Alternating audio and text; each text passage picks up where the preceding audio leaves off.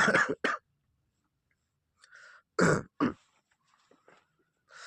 दोस्तों। तो आज जो है आपका प्रकाश का दूसरा वीडियो है। तो आपका हमारे चैनल में, ओनली एग्जाम ट्रिक चैनल में तहे दिल से स्वागत है। तो चलिए स्टार्ट करते हैं। पहले प्रश्नों से दूसरा वीडियो है, एक वीडियो और आपको मिलेगा। 3 वीडियो में जो है पूरा प्रकाश से जुड़ा हुआ सभी प्रश्न जो है पीछे किसी न किसी एग्जाम में पूछे गए प्रश्नों का ये संग्रह है। तो चलिए टोटल मिलाकर के लगभग 400 क्वेश्चन जो है। तो चलिए स्टार्ट करते हैं पहले क्वेश्चनों से। पहला क्वेश्चन क्या कह रहा है, यदि वस्तु अनंत और अवतल लेंस के प्रकाशीय केंद्र O के बीच रखी जाती है तो अपवर्तन के बाद प्रतिबिंब कैसा बनेगा। तो अपवर्तन के बाद प्रतिबिंब जो है आभासी और सीधा बनेगा। ऑप्शन सी आंसर हो जाएगा।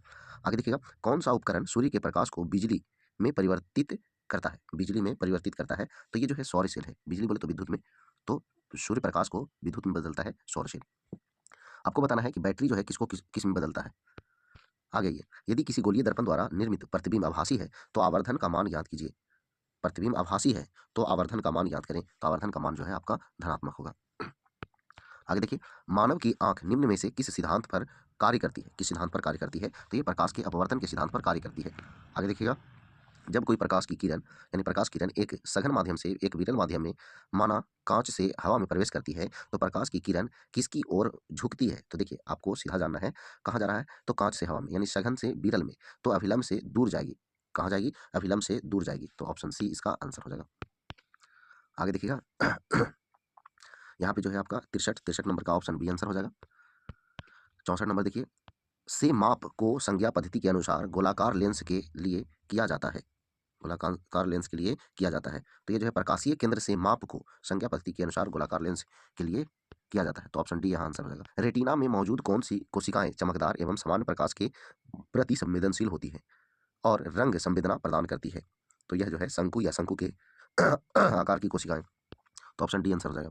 आगे देखिए, वायुमंडल में हवा के अणुओं द्वारा प्रकीर्णन के बाद सूर्य के प्रकाश का रंग कैसा होता है। कैसा होता है, तो यह नीला होता है। आगे देखिएगा, एक द्वारक है जो आंख में प्रकाश के मार्ग को नियंत्रित करता है। तो वह जो है पुतली है, पुतली। ऑप्शन बी आंसर हो जाएगा। आगे देखिएगा, प्रकाश संश्लेषण पौधे के किस भाग से होता है। तो किस भाग से होता है, तो पत्ती और क्लोरोप्लास्ट की मौजूदगी वाले अन्य भागों में। तो ऑप्शन डी इसका आंसर हो जाएगा। आगे देखिएगा, 69 नंबर का ऑप्शन ए आंसर हो जाएगा। आगे देखिएगा 70 नंबर क्वेश्चन, 70 नंबर का जो है ऑप्शन बी आंसर हो जाएगा। आगे देखिएगा 71 नंबर क्वेश्चन कह रहा है, किसी लेंस के दोनों वक्रता केंद्रों और लेंस के प्रकाशीय केंद्र से होकर गुजरने वाली एक काल्पनिक सीधी रेखा को क्या कहा जाता है। क्या कहा जाता है, तो ये जो है मुख्य अक्ष कहा जाता है। Option B. कह रहा है, एक उत्तल लेंस की फोकल दूरी 2.5 मीटर है, इसकी क्षमता क्या होगा। तो फोकस दूरी जो है आपका मीटर में दिया हुआ है, तो 10 यानी 1/2.5 होगा, तो दशमलव हटेगा तो आपका यानी कि 10/25 हो जाएगा। 10/25 हो जाएगा, तो वहाँ जो है आप भागा करेंगे तो आपका आंसर जो है 0.4 डायोप्टर हो जाएगा। Option A. आगे देखिए, अगला क्वेश्चन है, प्रकाश अपघटन द्वारा होने वाली अपघटन प्रक्रिया है। तो किसके द्वारा होने वाली अपघटन प्रक्रिया है, तो प्रकाश अपघटन यांत्रिक ऊर्जा द्वारा होने वाली अपघटन अभिक्रिया है। तो ऑप्शन ए आंसर हो जाएगा। उत्तल लेंस के प्रकाशीय केंद्र से होकर गुजरने वाली प्रकाश की किरण अपवर्तन के बाद निर्गत होती है। तो निर्गत होती है बिना किसी विचलन के। तो ऑप्शन ए आंसर हो जाएगा। मानव आंख के द्वारा ग्रहण किए गए प्रकाश की मात्रा का मापन क्या कहलाता है। तो क्या कहलाता है, तो यह जो है फोटोमेट्री कहलाता है। ऑप्शन ए आंसर हो जाएगा। आगे देखिएगा, मिरर ऑब्जेक्टिव वाले टेलीस्कोप कहलाते हैं। तो क्या कहलाते हैं, तो यह जो है परावर्तक टेलीस्कोप कहलाते हैं। ऑप्शन ए आंसर हो जाएगा। आगे देखिएगा, सिक्के को पानी के अंदर रखने पर खड़ा हुआ प्रतीत होता है, इसका क्या कारण क्या है, तो इसका अपवर्तन है, प्रकाश का अपवर्तन के कारण ऐसा होता है। तो ऑप्शन ए आंसर हो जाएगा। आगे देखिएगा, गोलाकार दर्पणों और लेंसों में निम्न में से किस संकेत का उपयोग किया जाता है। किस संकेत का उपयोग किया जाता है, तो न्यू कार्टेशियन साइन का उपयोग किया जाता है। Option D. आगे देखिएगा, वह सबसे कम दूरी जिससे आंख बिना किसी परेशानी के किसी वस्तु को स्पष्टतम देख सकती है कहलाता है। तो क्या कहलाता है, तो यह जो है आंख का निकट बिंदु कहलाता है। ऑप्शन बी आंसर हो जाएगा। सिक्के को पानी के अंदर रखने पर यह खड़ा हुआ प्रतीत होता है, तो ये प्रकाश के अपवर्तन के कारण होता है। ऑप्शन डी आंसर हो जाएगा। दो तरंगों की अत्यधिक शक्ति के कारण प्रकाश की तीव्रता का असमान वितरण क्या है। असमान वितरण क्या है, तो हस्तक्षेप है। ऑप्शन डी आंसर हो जाएगा। इनमें से कौन सा विकल्प हवा की धूल और धुरों के कारण प्रकाश के फैलाव की घटना को उजागर करता है। तो यह जो है आपका टिंडल प्रभाव है। ऑप्शन ए आंसर हो जाएगा। आगे देखिएगा, वाला व्यक्ति के पास वाला व्यक्ति पास की वस्तुओं को स्पष्ट रूप से देख सकता है लेकिन दूर की वस्तुओं को अलग अलग नहीं देख सकता है। तो मतलब जो देख रहा है वही दोष है, तो निकट देख रहा है तो मायोपिया हो जाएगा। ऑप्शन डी इसका आंसर हो जाएगा। आगे देखिए बर्फ का अपवर्तक सूचकांक क्या है? अपवर्तक सूचकांक क्या है? तो यहाँ ऑप्शन ए हो जाएगा 1.31। आगे देखिएगा प्रकाश किरण के रंगीन घटक के बैंड को इसका कहते हैं, तो क्या कहते हैं? तो स्पेक्ट्रम कहते हैं। ऑप्शन डी जो है इसका आंसर हो जाएगा। आगे देखिएगा किसी असमतल तल पर पड़ने वाली सभी समानांतर किरणें जब परावर्तित होकर असमानांतर हो जाती है तो यह परावर्तन कहलाता है, यह परावर्तन कहलाता है। तो इसका आंसर जो है आपका विसरित परावर्तन हो जाएगा, विसरित परावर्तन। आ गई मानव आंख में प्रवेश करने वाले प्रकाश की मात्रा को नियंत्रित करती है, तो कौन करती है? तो आइरिश करती है। ऑप्शन सी जो है इसका आंसर हो जाएगा। आगे देखिएगा निम्न में से क्या वर्णता का उदाहरण है? द्विवर्णता का उदाहरण है, तो यह जो है आपका टूरमलिन। ऑप्शन ए हो जाएगा आंसर। एक प्रकाश किरण वायु से जार में रखे जल के पृष्ठ पर 30 डिग्री के कोण पर आपतित होती है। किरण जल में कितने डिग्री के कोण पर आपतित होगी और आपतित किरण के तल में होगी? तो यह आंसर जो है आपका हो जाएगा 30 डिग्री से कम होगा और स्थित होगी, मतलब कि आपतित किरण के तल में स्थित होगी। तो ऑप्शन डी आंसर हो जाएगा। आगे देखिएगा 90 नंबर का जो है ऑप्शन ए आंसर हो जाएगा। आगे देखिएगा 91 नंबर का जो है ऑप्शन बी आंसर हो जाएगा। आगे देखिएगा 92 नंबर का ऑप्शन डी आंसर हो जाएगा। आगे देखिएगा 93 नंबर जो है आपका उसी तरह का है। कह रहा है कांच में कोई प्रकाश किरण कांच को वायु से पृथक करने वाली सतह पर 30 डिग्री के कोण पर आपतित होती है, तो किरण वायु में कितने डिग्री के कोण पर अपवर्तित होगी और अपवर्तित किरण आपतित किरण के तल में होगी? तो यहाँ जो है आपका आंसर हो जाएगा 30 डिग्री से अधिक तथा तल में स्थित होगी। तो ऑप्शन सी आंसर हो जाएगा।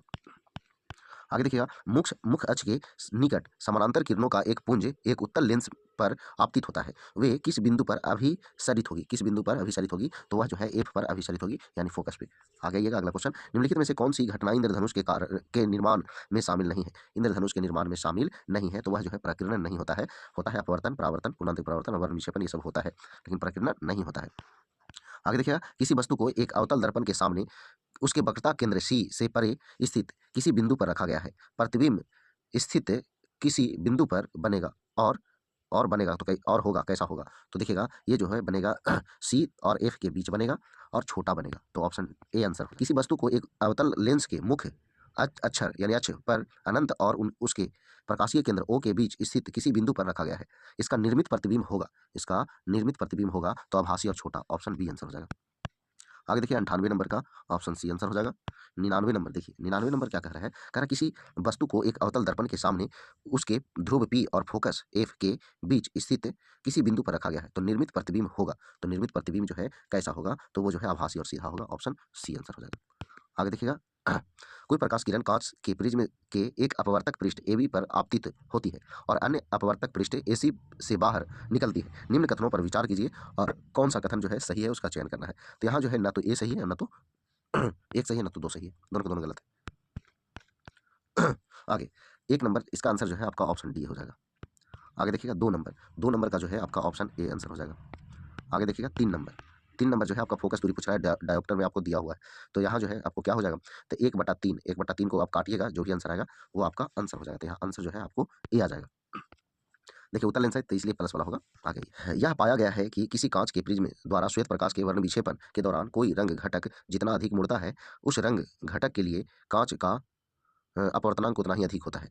यदि म्यू आर, म्यू वी और म्यू वाई क्रमशः लाल, बैंगनी और पीले प्रकाश के लिए अपवर्तनांक है, तो उनके बीच निम्न में से कौन सा संबंध सही है? तो इसका आंसर जो है आपका हो जाएगा सी। बात समझे? तो ये प्रकाश के जो है ना अपवर्तनांक के ऊपर ये सजाया गया है। ठीक है, आ गई का उपयोग करते हुए अपवर्तनांक के मान की गणना की जा सकती है। किसका उपयोग करते हुए जो है ऐसा किया जा सकता है? तो स्नेल के नियम को। Option C. आगे देखिएगा 6 नंबर का ऑप्शन बी आंसर हो जाएगा। आगे देखिएगा 7 नंबर, जब एक दूसरे के समानांतर आसमानी और नारंगी प्रकाश को प्रिज्म से गुजारा जाता है तो क्या होगा? आसमानी रंग की किरण अधिक झुकेगी। तो यहाँ आंसर जो है ऑप्शन सी हो जाएगा। मुख्य अक्ष पर स्थित वह बिंदु जो गोलीय दर्पण के पी और एफ के बीच की दूरी की दुगनी दूरी पर स्थित होता है कहलाता है। तो क्या कहलाता है? तो यह जो है वक्रता केंद्र कहलाता है। ऑप्शन डी आंसर होगा। आगे देखिएगा कोई प्रकाश किरण वायु में रखे कांच के प्रिज्म के अपवर्तक पृष्ठ ए बी पर आपतित होती है और अन्य अपवर्तक पृष्ठ ए सी से बाहर निकलती है, तो निम्न कथनों पर विचार कीजिए और कौन सा कथन सही है उसका चयन करिए। तो देखिएगा इसमें जो है केवल एक सही है और बाकी दो जो है गलत है। आ गई किसके बीच की दूरी गोलीय दर्पण की फोकस दूरी कहलाती है? तो यह जो है आपका ध्रुव और मुख्य फोकस के बीच की दूरी कहलाता है फोकस दूरी। तो ऑप्शन सी आंसर हो जाएगा। 11 का जो है ऑप्शन ए आंसर हो जाएगा। 12 त्रिकोणीय प्रिज्म के माध्यम से प्रकाश के वर्ण विक्षेपण के दौरान श्वेत प्रकाश कितने रंगों की पट्टियों में विभाजित हो जाता है? तो यह जो है आपका 7 रंगों में विभाजित हो जाता है। आगे देखिए, इनमें से कौन सा बिंदु हमेशा गोलीय दर्पण के मुख्य अक्ष पर स्थित होते हैं, मुख्य अक्ष पर स्थित होते हैं? तो यह जो है आपका 1 और 3 यानी वक्रता केंद्र और ध्रुव, ये जो है दोनों मुख्य अक्ष पे होते हैं। ऑप्शन ए आंसर हो जाएगा। आगे देखिएगा 14 का जो है ऑप्शन ए आंसर हो जाएगा। 15 देखिएगा, 15 का भी जो है आपका ऑप्शन ए आंसर हो जाएगा। आगे देखिएगा 16 नंबर क्या कह रहा है? जब प्रकाश की किरण अवतल दर्पण के ध्रुव पर तिर्यक रूप से आपतित होती है तो परावर्तित किरण, मतलब परावर्तित किरण फिर क्या होगी? तो वह जो है कोण आई बराबर कोण आर बनाते हुए वापस होगी। तो ऑप्शन बी आंसर हो जाएगा। आगे देखिए, जब प्रकाश एक माध्यम से दूसरे माध्यम में प्रवेश करता है तो क्या होता है? तो जो है आपतित किरण, आपतन बिंदु और अभिलंब और अपवर्तित किरण सभी एक ही तल में होती है। तो ऑप्शन डी आंसर हो जाएगा। सूर्योदय के समय सूर्य का लाल रंग का दिखना किसके कारण होता है? तो ये प्रकीर्णन के कारण ऐसा होता है। ऑप्शन सी आंसर हो जाएगा। आगे देखिए 19 नंबर का ऑप्शन ए आंसर हो जाएगा। आगे देखिए 20 नंबर, किसी बिंदु स्रोत से आने वाले प्रकाश एक अवतल दर्पण द्वारा समानांतर प्राप्त होता है। प्रकाश स्रोत कहाँ स्थित है? प्रकाश स्रोत कहाँ स्थित है? तो फोकस पर। तो आपका आंसर जो है आपका बी हो जाएगा। आगे देखिए वक्रता केंद्र खाली जगह पॉलिश करने से अवतल दर्पण में गोलीय केंद्र की ओर है। तो देखिएगा यहाँ आंसर जो है आपका ऑप्शन बी हो जाएगा। फिर से पढ़ के सुनाते हैं। वक्रता केंद्र के विपरीत पॉलिश करने से अवतल दर्पण के में गोलीय केंद्र की ओर अवनमन होता है। तो ऑप्शन बी आंसर हो गया। आगे देखिए अगला क्वेश्चन है 22 नंबर का आंसर जो है ऑप्शन डी हो जाएगा। आगे देखिएगा 23 नंबर, अवतल दर्पण के मुख्य अक्ष पर स्थित वह बिंदु क्या कहलाता है जहां से प्रकाश की किरण बिना किसी विचलन के वापस परावर्तित हो जाती है? तो वह जो है वक्रता केंद्र कहलाता है। ऑप्शन डी आंसर हो जाएगा। आगे देखिएगा 24 नंबर का ऑप्शन डी आंसर हो जाएगा। आगे देखिएगा 25 नंबर कह रहा है एक प्रकाश किरण एक त्रिभुजाकार कांच के प्रिज्म के माध्यम से अपरिवर्तित होती है। आपतित किरण और निर्गत किरण के बीच के कोण को क्या कहा जाता है? तो क्या कहा जाता है? तो ये जो है विचलन कोण कहा जाता है। ऑप्शन डी आंसर हो जाएगा। जब अंतरिक्ष से पृथ्वी का कोई फोटोग्राफ लिया जाता है तो उसकी पृष्ठभूमि काली क्यों दिखाई देती है? काली क्यों दिखाई देती है? तो प्रकाश का प्रकीर्णन नहीं होने के कारण। तो ऑप्शन ए आंसर हो जाएगा। आगे देखिएगा जब प्रकाश किरण सघन माध्यम से विरल माध्यम में प्रवेश करती है, सघन से विरल में प्रवेश करती है तो अभिलंब से दूर हो जाती है। तो आपका आंसर ऑप्शन सी हो जाएगा। अवतल दर्पण के समानांतर प्रकाश पुंज परावर्तन के बाद मुख्य फोकस से होकर गुजरती है। तो अवतल दर्पण के मुख्य अक्ष के समानांतर प्रकाश पुंज, तो यहाँ आंसर जो है आपका ऑप्शन ए हो जाएगा। आगे देखिए, यदि एक गोलीय दर्पण का आकार इस प्रकार बढ़ता है कि उसकी वक्रता त्रिज्या दोगुनी हो जाती है तो उसकी फोकस दूरी होगी। फोकस दूरी क्या होगी? तो बढ़कर दुगुना ये भी हो जाएगी। तो ऑप्शन डी आंसर हो जाएगा। आगे देखिएगा अगला है यदि किसी प्रतिबिंब का आवर्धन -0.65 है तो उस प्रतिबिंब की प्रकृति क्या होगी? तो प्रकृति जो है वास्तविक, उल्टा और छोटा होगी। ऑप्शन डी आंसर हो जाएगा। आगे देखिएगा श्वेत प्रकाश का एक किरण पुंज किसी प्रकाश के प्रिज्म से होकर गुजरता है और एक स्पेक्ट्रम प्राप्त होता है। निम्न में से कौन सा रंग घटक सबसे कम झुकता है? कम झुकता है? पीला, नारंगी, आसमानी, बैंगनी, इसी में से आपको बताना है। तो यहाँ आंसर हो जाएगा आपका नारंगी। Option B. आगे देखिएगा इसका आंसर जो है आपका आंसर ऑप्शन सी हो जाएगा। +12 सेंटीमीटर है। दो पारदर्शी माध्यमों को पृथक करने वाले एक इंटरफेस पर आपतित एक प्रकाश किरण का मार्ग चित्र में दर्शाया गया है। माध्यम ए के सापेक्ष माध्यम बी के अपवर्तनांक एन को किसके द्वारा दर्शाया जाता है? तो एन को किसके द्वारा दर्शाया जाता है? तो यहाँ जो है आपका आंसर जो है आपका ऑप्शन बी हो जाएगा। ऑप्शन बी हो जाएगा। एन का मान जो होगा 1 से बड़ा होगा। एन का मान जो होगा 1 से बड़ा होगा।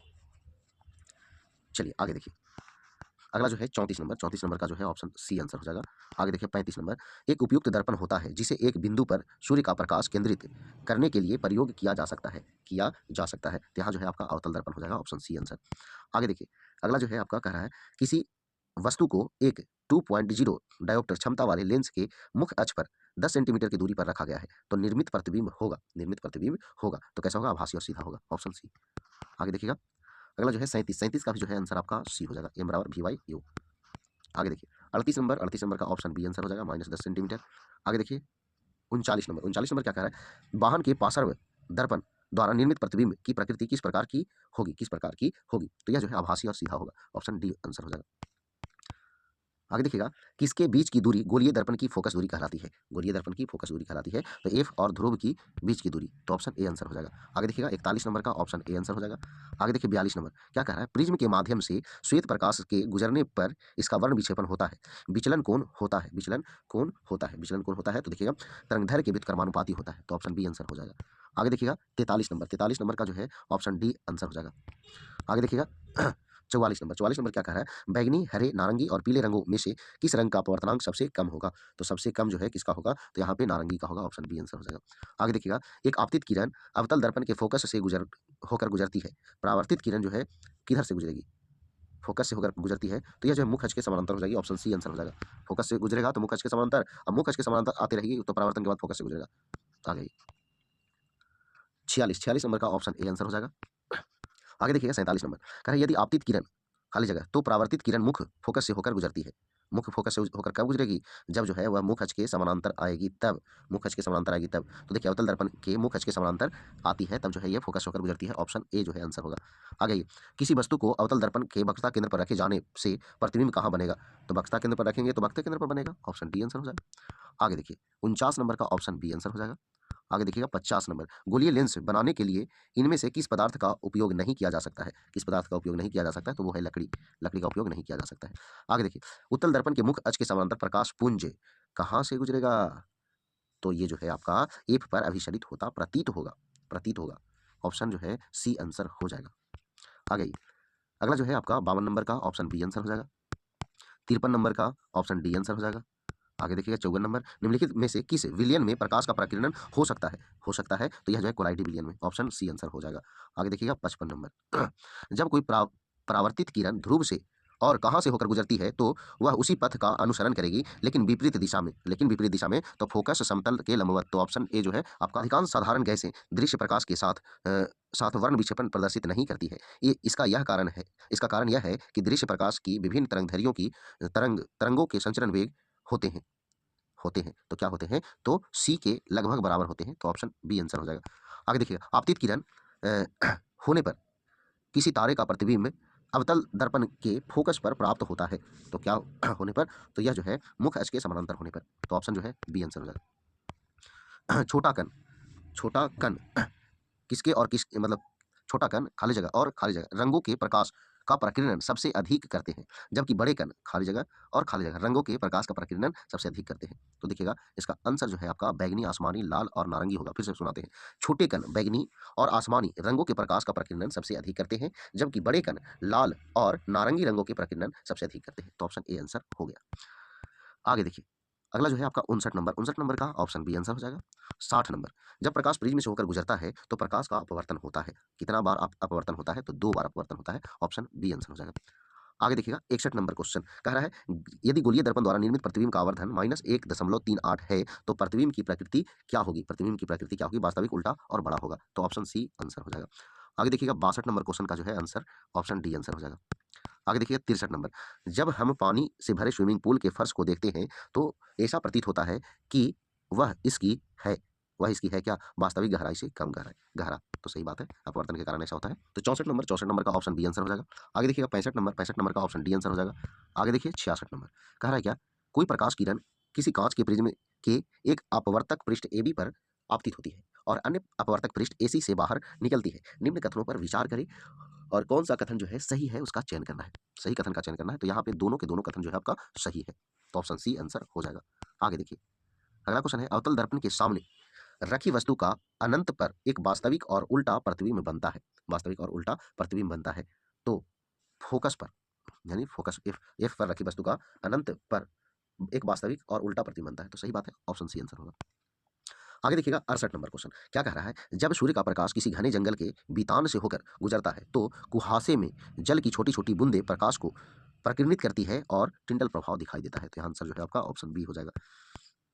आगे देखिएगा 69 नंबर का जो है आंसर ऑप्शन ए हो जाएगा।